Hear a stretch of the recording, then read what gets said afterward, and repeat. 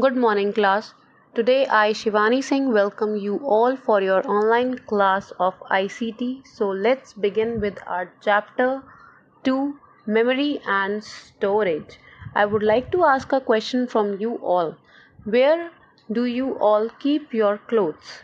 We all keep our clothes in Almira. And where we keep our books? We keep our books in book shelf.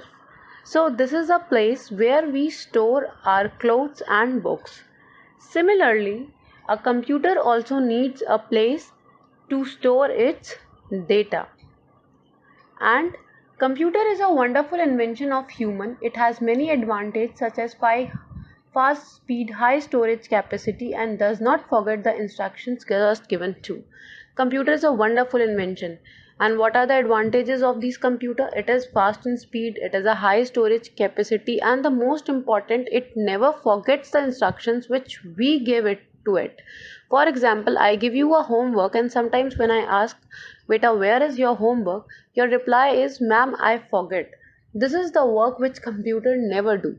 It never forgets the instruction which is once given to it. Now, the compute instructions and the data which is given to the computer store it. Computer store it. Where do computer store its data? For example, you are learning something where you are keeping all the things which you are learning. You are memorizing it, and your memory is your brain. Similarly, computer also store all the instructions and data in its memory. Where do the computer store its data? Computer store its data in its memory.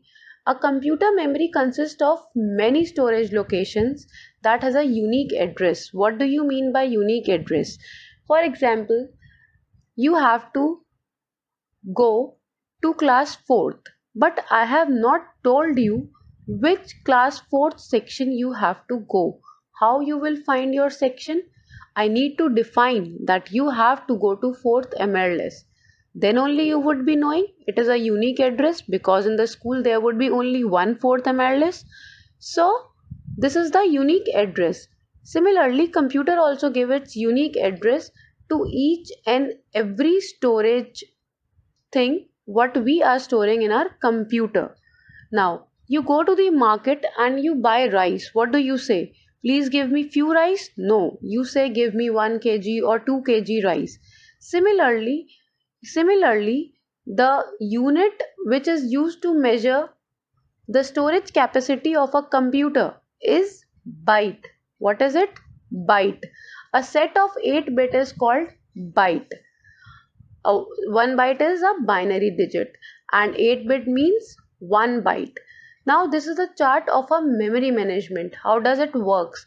Like 1024 bytes form 1 kilobyte, 1024 kilobytes form 1 megabyte, 1024 megabytes is equals to 1 gigabytes.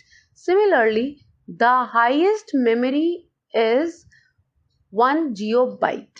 That is the highest unit of measuring memory of a computer. Now, the computer memory is of two types. What are the two types of the computer memory? One is internal memory, which is always there in the computer, and one is the external memory, which is not actually required when you are having a good internal memory, but external memory helps us. But first, we'll talk about the internal memory. Internal memory is again of two types. One is RAM and one is ROM. RAM means random access memory and ROM means read only memory. Now let's come to an external and secondary memory. CD, DVD is our external memory, hard disk and flash drive. So let's study something about internal memory. Now, like your phone used to come with some kind of an internal memory, as computer also have its internal memory. Internal memory is a form of a silicon chip which is actually fixed to an electronic circuit board that is called motherboard. Inside your CPU there is a motherboard in which the chip is fixed, which is known as motherboard, and the chip is of silicon. It is also known as primary memory. Internal memory is also known as primary memory. Random access memory. This is the picture how the random access memory look like. It is a temporary memory which works like a blackboard. For example, I am writing question answers on the blackboard. Now whole space of the blackboard is being filled. Now I need to rub that blackboard and then I am going to write again. But the thing which I already wrote and have rubbed, now you cannot see that thing. Similarly, this RAM works like.